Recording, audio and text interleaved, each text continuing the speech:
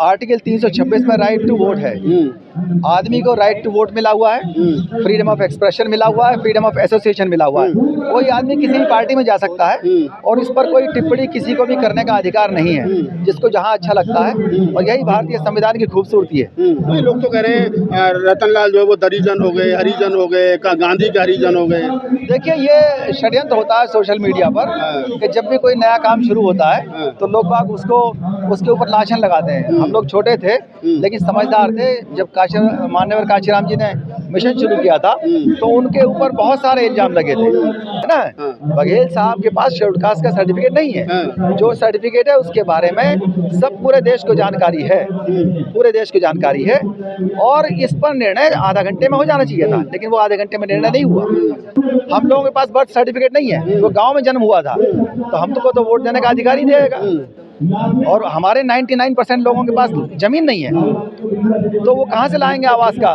झोंपड़ी का नंबर नहीं होता, तो उनका वोट देने का अधिकार अगर छीनने का षड्यंत्र है तो हम उसका पूरी तरह से विरोध करते हैं।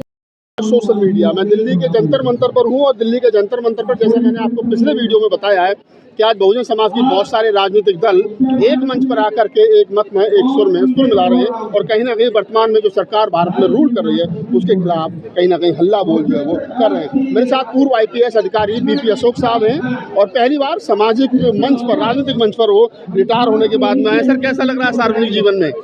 नहीं, मैं तो 6 महीने से लगातार अगले दिन से ही राजनीतिक मंच पर हूँ लगातार। और यूपी में लोक मोर्चा के माध्यम से हम लोग काम कर रहे हैं। यहाँ दिल्ली का कार्यक्रम था तो जंतर मंतर पर पहले बहुत बार आए, लेकिन राजनेता की तरफ से अब आए हैं। राजनेता की तरफ से अब आए हैं। वर्तमान में जो भारत में राजनीति चल रही है, जिस प्रकार से हिंदुत्व की लहर, जिस प्रकार से भारत को हिंदू राष्ट्र बनाने की कोशिश की जा रही है, कैसे देखते हैं? क्योंकि आप एक अच्छे ऑथर भी हैं। देखिए, भारतीय संविधान ने स्पष्ट कर रखा है, आर्टिकल 25 से शुरू होकर के लगातार ये स्पष्ट किया गया है कि इस देश में कभी भी धर्म के आधार पर कोई राष्ट्र नहीं बनेगा और अपने अपने धर्म की सभी लोगों को आज़ादी है। तो निश्चित रूप से ऐसा षड्यंत्र ना तो कामयाब होगा, ना कामयाब होने दिया जाएगा। इसमें 90% जनता किसी भी तरह से ऐसे किसी भी विचार का साथ नहीं देगी। तो आप कह रहे हैं कि ऐसे किसी भी विचार का साथ नहीं देगी, लेकिन जहां बाबा साहब डॉक्टर अम्बेडकर ने भारत में समता, बंधुता, न्याय, उपासना की आज़ादी दी थी, वहीं आज इस प्रकार का नारे लग रहे हैं कि भारत को अखंड भारत बनाएंगे, भारत को हिंदू राष्ट्र बनाएंगे। और बाबा साहब डॉक्टर अम्बेडकर के विचार को जो आगे बढ़ाने वाली पार्टियां थी वो मुंह में दही जमा करके बैठी, खामोशी के साथ बैठी है। देखिए, बहुत सी पार्टियां या तो उनका कोई अपना स्वार्थ होगा इसलिए चुप बैठी हैं, या कोई भय होगा, लेकिन निश्चित रूप से जो बहुजन समाज का नागरिक है, व्यक्ति है, वो इतना निर्भीक है कि वो सड़कों आने के लिए तैयार है, गलियों से निकलने के लिए तैयार है और पूरी तरह से जो षड्यंत्र हो रहे हैं उनको एक्सपोज करने के लिए तैयार हो गया है। और किसी भी तरह से ऐसा कोई भी स्वप्न साकार नहीं होगा। ये सिर्फ काल्पनिक बातें हैं। धर्म के ऊपर भारत कभी भी नहीं बनेगा और जो राष्ट्र धर्म के ऊपर राष्ट्र बने थे वो कभी सफल नहीं हुए। अगर आपको राष्ट्रवाद लेकर के आना है तो राष्ट्रवाद लेके तब आएगा ना जब सबका हिस्सा, सबका विकास हो, उत्थान में भी, पतन में भी, नौकरियों में भी, गैर सरकारी नौकरियों में भी। जब सबको लगेगा कि हमारा हिस्सा है देश के अंदर, तो लॉयल्टी अपने आप बढ़ती है। ये पूरी दुनिया के इतिहास का पूरी सबूत है। इसमें लॉयल बनाइए लोगों को, लेकिन जॉब दीजिए। युवा जो अगर लॉयल होंगे तो निश्चित रूप से राष्ट्रवाद बढ़ेगा। अंतर्जातीय विवाह बढ़ाइए, नौकरियां दीजिए, हिस्सा दीजिए, तो अपने आप जैसे परिवार में हिस्सा दिया जाता है ऐसे ही देश के अंदर हिस्सा दिया जाना चाहिए। और वाकई देश अपने आप में अखंड होगा और अखंड है निश्चित रूप से। कोई ऐसा नहीं है, किसी की हिम्मत नहीं कि देश को उसकी एकता से कोई खेल सके।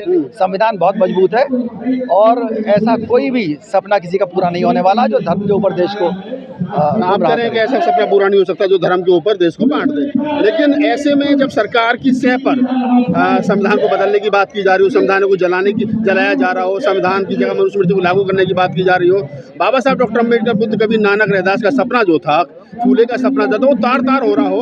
और ऐसे में आप जैसे एक्टिविस्ट तो बोल रहे हैं, लेकिन जो पार्टियां आप लोगों ने खून पसीने से सींची थी, जो आपकी राष्ट्रीय पार्टियां थी, वो दही जमा करके बैठे। फिर मेरा वही सवाल है कि क्या कारण है?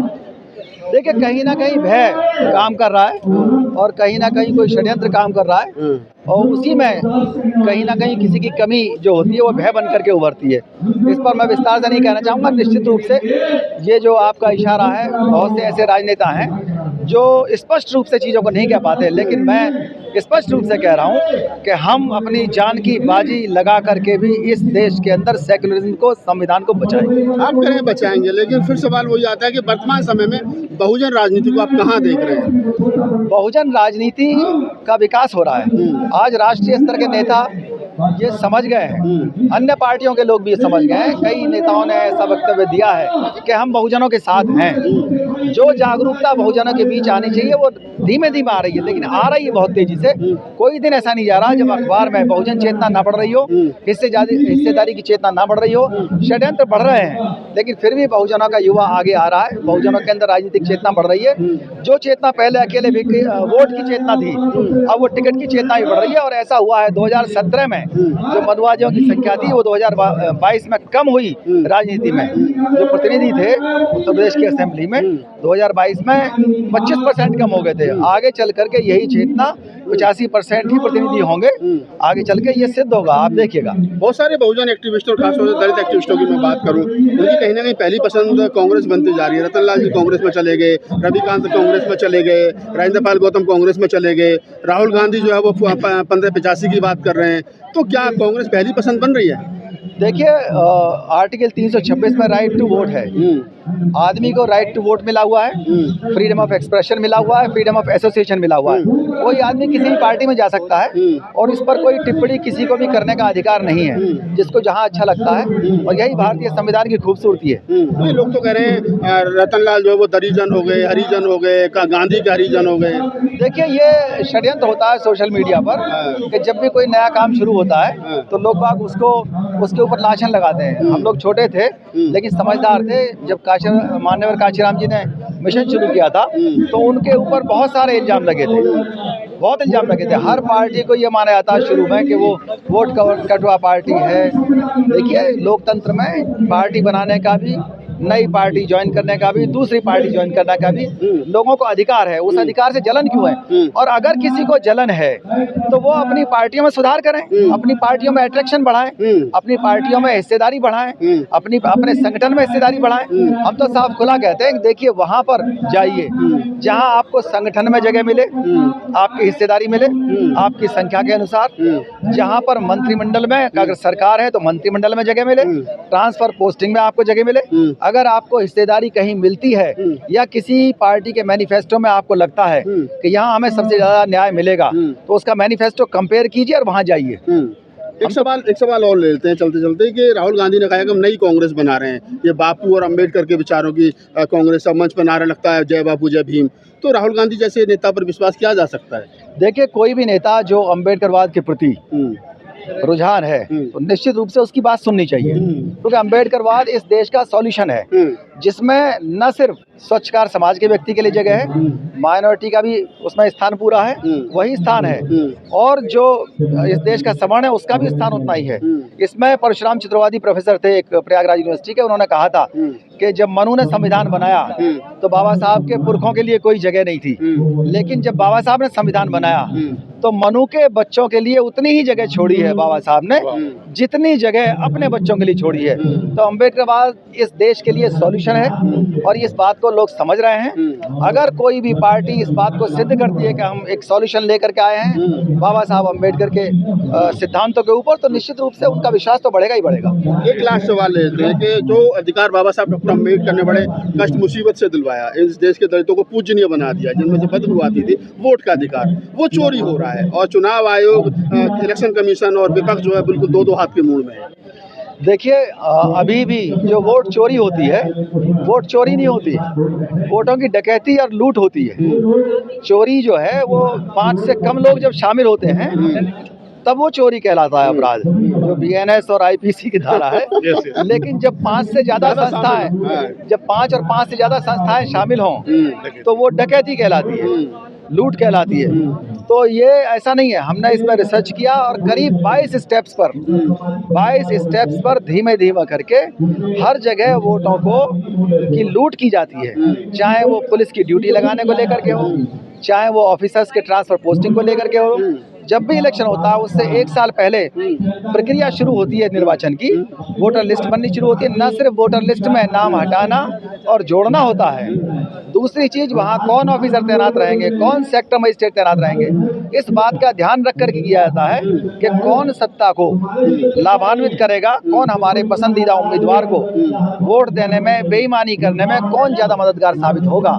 तो इस तरह की ड्यूटी लगाई जाती है। यहाँ तक कि जो कैटेगरी कैप्चरिंग की जाती है, आपने देखा होगा आगरा की जो सीट है रिजर्व सीट है, कितनी बड़ी कॉन्स्पिरेसी है ये। आगरा की सीट रिजर्व सीट है, लेकिन वहाँ पर अनरिजर्व कम्युनिटी का व्यक्ति को खड़ा करके मेंबर ऑफ पार्लियामेंट बनाया। उससे पहले वो टूंडला से विधायक रहे और कितनी सारी संस्थाएं मिल गई।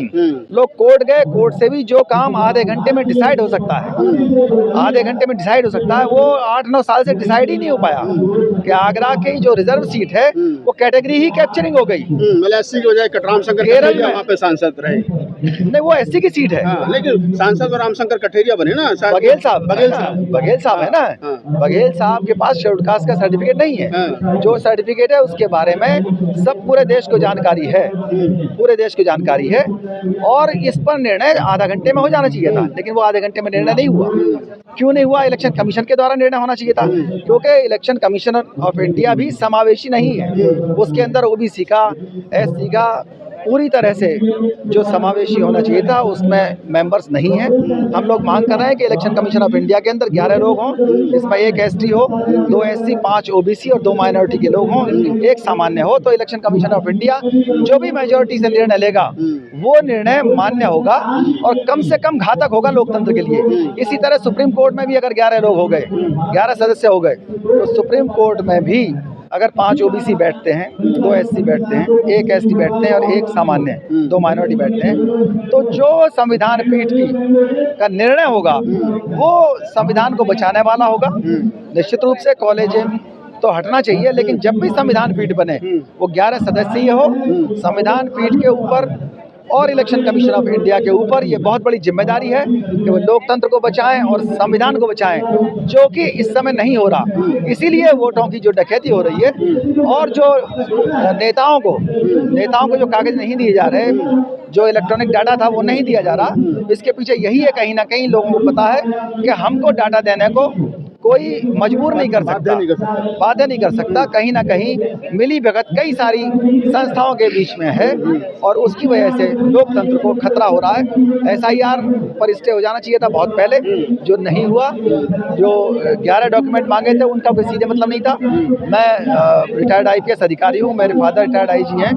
हम लोगों के पास बर्थ सर्टिफिकेट नहीं है, वो गाँव में जन्म हुआ था, तो हम तो वोट देने का अधिकार ही देगा। और हमारे 99% लोगों के पास जमीन नहीं है, तो वो कहाँ से लाएंगे आवास का? झोंपड़ी का नंबर नहीं होता, तो उनका वोट देने का अधिकार अगर छीनने का षड्यंत्र है तो हम उसका पूरी तरह से विरोध करते हैं। पूरी तरह से विरोध करते हैं। आप पूर्व आईपीएस वीपी अशोक साहब हैं और चर्चित चेहरा हैं सोशल मीडिया पर। आज जंतर मंतर पर आए थे तो हमने भिन्न भिन्न विषयों पर बहुत सारे सवाल उनसे पूछे, बहुजनों के भविष्य को ध्यान में रख करके, राजनीतिक भी और सामाजिक भी और धार्मिक भी। आप पूरी बातचीत के बारे में आपकी क्या सोच है, क्या प्रतिक्रिया में कमेंट सेक्शन में बताइए और हमें दीजिए इजाज़त। धन्यवाद।